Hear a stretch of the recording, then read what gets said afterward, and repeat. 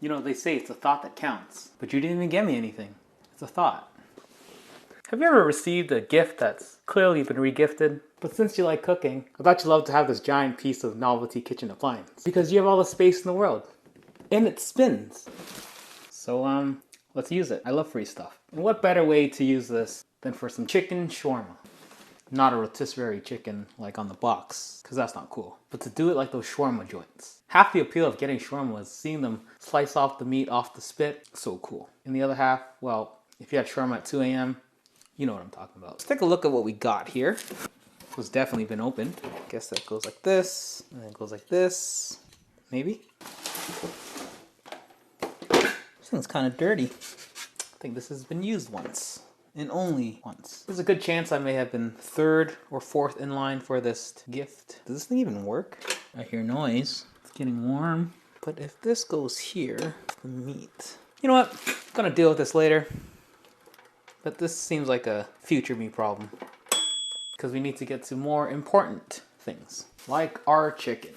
This is the star of the show. So let's focus our attention on this for now. So you're gonna want some chicken thighs. Boneless, or if you got bone in them, take the bones out. You can have them skinless or skin on.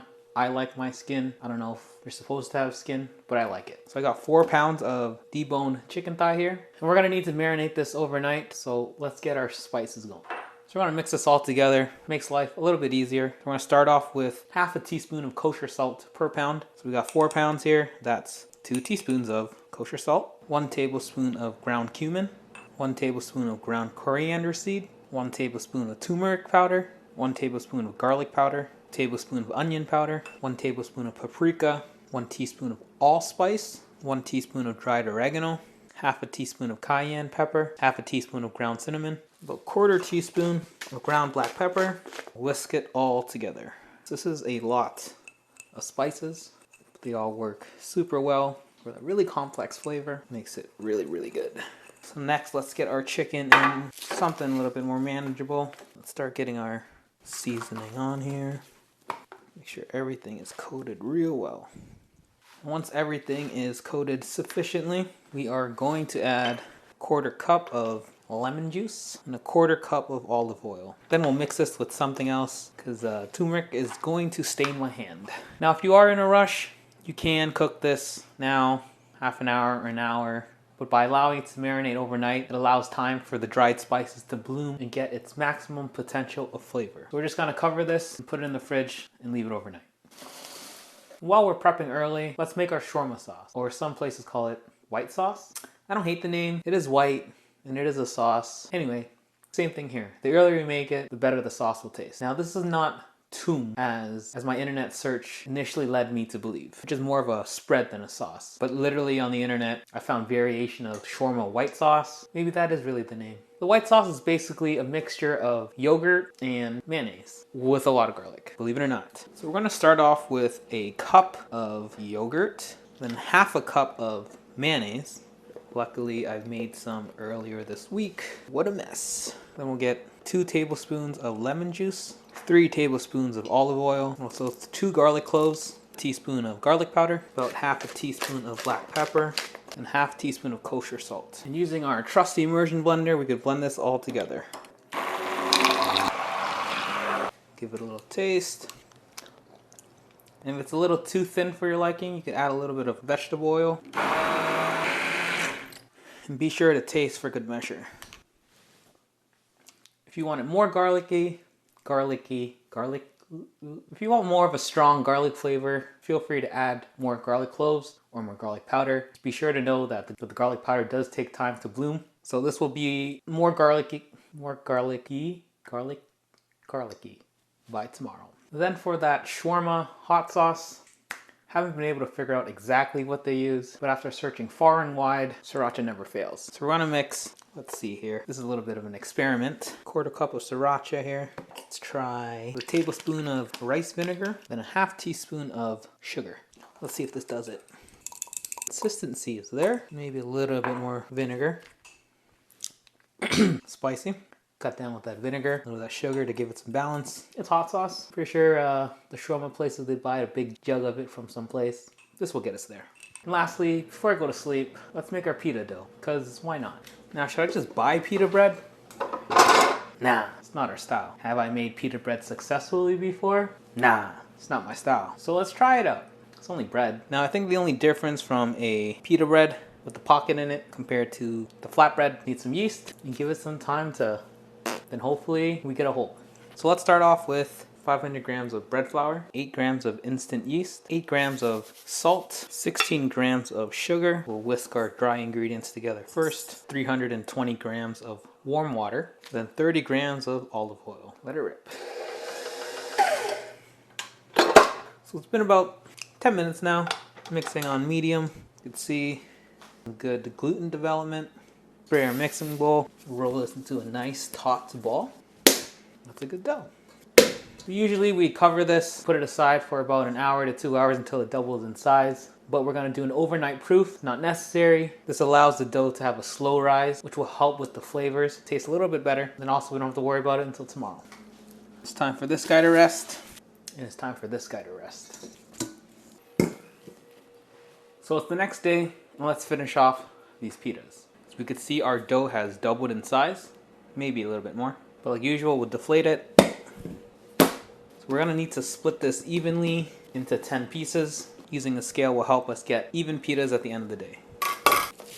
So we got our 10 even doughs. Now we're gonna shape them into balls. Just flatten these out, pull the outside inward, flip it, roll into a ball. So we got our 10, and of course we're gonna need to roll these flat so we have a perfect circle for a pita. But I'm gonna let these dough balls relax for about 15 to half an hour. Just rolling them into the ball, they build up a lot of gluten. So if we try to roll these out flat now, it's gonna be a hard time. So we're gonna cover this with something so they don't dry out, and then we'll get to finishing our pitas. All right, so we let our dough balls rest. They're nice and soft again. Now we need to turn these into flat circles. Just gonna dust our space flour and get it everywhere. So we'll make sure that our dough doesn't tear, so we don't get any air leaking when they puff up. I hope they puff up. One at a time. I'm gonna roll this out until it's about an 1/8 inch thick. Ideally a circle. Not doing a fantastic job at that. Something like that. That's almost a circle. That one's a little bit better until they're all done. So it took me about 10 tries to get one that's almost a circle. Maybe I should use a tortilla press next time. But from here, we need to let each of our pitas rise about 30 minutes or so. This will give it that air pocket, so we hope. Whew, that was kind of hard. This one's okay. All right, so it's been about half an hour now, and it's time to get our pitas puffing. And I really hope this works. It's over by the stove now. Got a cast iron skillet on the go. Ideally, we want to be somewhere around 500 Fahrenheit. Should give us what we want. We got our first one. Then after 30 seconds, we're gonna flip it. And it's not puffing. Why don't you puff? If I yelled at it. Oh, it's happening. It's happening. It's happening. Let's go. Look at that. Oh yeah. So the key thing to get this to puff is make sure you're yelling at it. Oh, it's sick. Look at this. Looks like a star. That's so cool. That's so cool. I like it. I'm impressed with myself. Let's try this again. 30 seconds. Flip. 30 seconds. Flip it again. So that's what happened last time. Start pushing down and hopefully something happens. There's an air leak. Try to get rid of the air leak. There it is. Look, see, we found the air leak right here. The top covered up the air leak and we should inflate it. That's pretty cool. Pretty cool. Got some nice brown spots. Good to go. All right, so I figured it out. 500 degrees. Lay it flat. 30 seconds. 30 seconds flip. 30 seconds flip. Please puff for me, please. And we'll flip it. Some nice even browning. So funny. So cool. And that's it for our pitas. We're gonna let these cool off and we'll get back to them when we're done and ready. All right, so now that our pitas are dealt with, let's get back to our rotisserie thing. Hopefully this thing works properly. So the chicken goes here, this goes here, and this does this. Now what happens when I want to cut it? I can't. I don't like this thing. Should we just cut these off? Safety first. Yeah, now we're talking. How am I gonna regift this now? So we got our chicken. It's nice and marinated now. How does this work? Because this is backwards. You should be going top to down, but we're going down to up. Whatever, it doesn't seem too complicated. We'll get our piece of chicken. Stab it right in the middle. Stab it. All right, hopefully this works. Screw our base in. Ooh, this is heavy. Oh yeah, look at that. That's legit. Very cool. Very, very cool. So, get this in our thingy. I guess we gotta close it. And we'll let it rock. Why isn't it spinning? There you go. So that's on. That's doing something. And I really hope this turns out. Now, if you don't have one of these vertical rotisserie things, because why would you own one of these? You could 100% just use a regular baking sheet, and you can use the oven with the broiler setting on low, just somewhere around 350, 400 degree Fahrenheit. But if you don't have the low function, you can make sure that you're putting the rack at the very bottom. The whole idea is to get the chicken thigh exposed to open heat for optimal browning. But if you don't have any of those functions, just bake them at 375. What we're looking for is about 175 to 185 degree Fahrenheit internal temp. So we'll let this rock and hopefully it turns out good. Who knows how long it'll take. While we wait for this bad boy to finish up, I did want to make 2 more things to try to make it as authentic as those shawarma places, even though I don't really know what I'm doing here. Alright, so maybe you could help me with this. Something all the shawarma joints have is this oniony spread. And searching far and wide on the internet, never really got a clear answer of exactly what it is or how it's made. But I do know it's onions, and I do know it's caramelized, and I do know it's yellow. And fun fact, almost everything in the food world that has a particular yellow hue to it is probably turmeric. But if you have a better answer for this and can guide me in the right way, please let me know. We're gonna try and hopefully this turns out good. So I got here about 500 grams of onion. But first we're gonna keep it on low. We'll melt in about a 1/4 cup of butter. Butter makes everything good. It's gotta be butter. And once our butter is all melted, let's add in our onions. And we'll add in 1/2 teaspoon of kosher salt. Then let's do a teaspoon of turmeric. And we'll try a teaspoon of cumin. I think there's cumin in it. Sure. We're gonna let this cook slowly, stirring it every now and then, making sure for it not to burn. Because caramelized onions takes some time. And if they are getting a little bit too dry, you always add a splash of water to kind of deglaze it and let it slowly bring on the caramelization. And one more thing I did want to make is that yellow rice they always have. Now I'm not certain that this is how you're supposed to do it, but I got some of my trusty steamed white rice. We're basically gonna make a turmeric fried rice. Alright, so I'm going to be using my wok for this. I don't think I've seen a wok in one of those places, but I'm going to keep this at, let's go medium high. I'm going to get about a 1/4 cup of oil in this. Once our oil starts to shimmer, we're going to crush in 6 cloves of garlic. Make sure you're not burning our garlic. We want 2 teaspoons of turmeric. It's yellow. And I got 6 cups of rice here, which I'm going to do in stages. Get about 1/2 of that in first.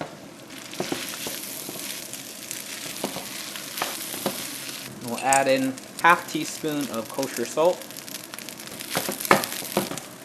And that should be it for our fried rice.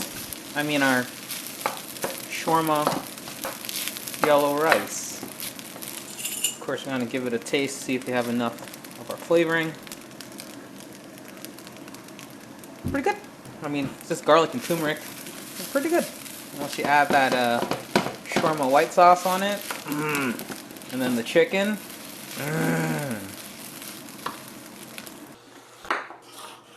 Alright, so I think we're almost well done here. Got some cucumbers, got our onions. You believe this is a pound of onions? Reduced to nothing. Some romaine, some tomatoes, got our rice, our pita, and our chicken shawarma. So this has been going for about 1 hour and 45 right now. Let's stop. We check our temperature. The nice thing about this, obviously the outside's going to be more cooked than the inside. Because right now, on the outer edge, we're at 185. So it's nice because you could cut the parts that are exactly to the temperature you want. And as you eat, you serve. The closer you get to the inside, the more the heat continues to cook it. I think you get the idea. But let's try to put this together. So first, what do? We put the chicken in first? Got a cup of pita. All right, look at that. Look at this. Beautiful circle. So let's cut a pocket. I don't want to tear it. I'm scared. Oh, there's a pocket. Let's go. Look at this. Just look. Oh, yeah. Look. Oh, I'm very proud of myself. All right. How do we cut this? This is not a great idea. Should I just cut it? All right, let's try it. Let's try this. I don't know. Oh, I might be a genius. Whatever. Big brain thinking. Yeah, now we're thinking. So let's, oh, that's so tender. Nice is, throw this back in. More crispness on the outside. As for this, we're ready. Got our chicken, onions, lettuce, tomatoes, cucumber. Then of course, white sauce and our hot sauce. Let's see, how am I supposed to roll this? How am I supposed to? You gotta do it right, you gotta do it right. I am going to ruin this.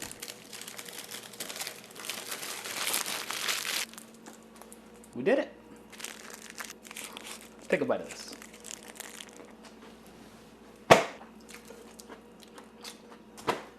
Mmm. The chicken is so tender.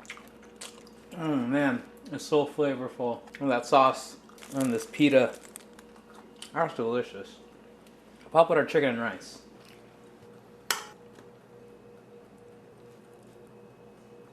Because if you're not a fan of the wraps, you gotta be a fan of the rice.